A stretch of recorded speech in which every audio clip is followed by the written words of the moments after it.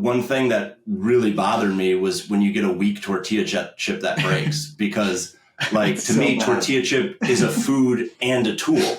So if it breaks in guacamole, it's not serving its primary purpose. So I got really frustrated by that. So I'm not joking when I say the mission of our business is to create delicious and sturdy tortilla chips. Flavor and strength. That's the pillars of this business. And so when I was like, okay, I've got a background in supply chain. If I'm going to create a delicious tortilla chip, I need delicious corn. And so I just started noodling online, trying to look up and find and educate myself about corn. And I just fell down the rabbit hole of the 10,000 year history of corn. And what I learned was that there used to be this really delicious, flavorful type of corn that had migrated by trade from Mexico, what's now Mexico, but from Mexico up to the Northeast at about 1000 AD.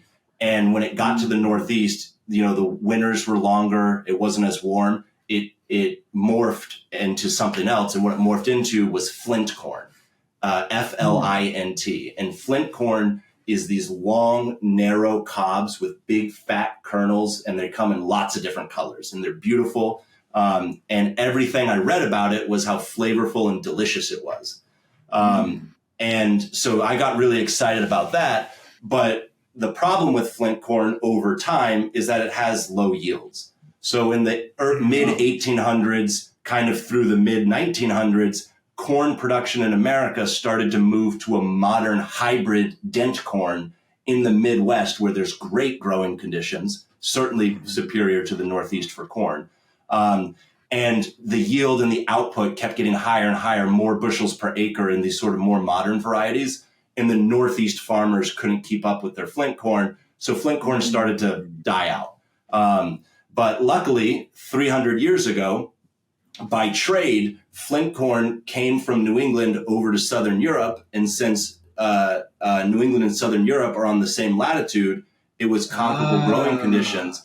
And it started to take off. I then called a buddy of mine, Glenn Roberts from Anson Mills, who's the guy for landrace, heirloom, and ancient grains. And this is when he told me, he was like, you know, Flint corn might not be that big here, but it traveled to Italy. It was so delicious, it created polenta. The Italians have kept it alive. They call it otofile.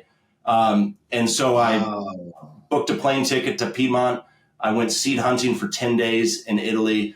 Eventually found a family that's a biodynamic certifier and a seed supplier. And they went and got me 2,000 pounds of certified seed grade corn. I became a corn importer with USDA, brought it back in, and partnered with 2 organic farms in New York.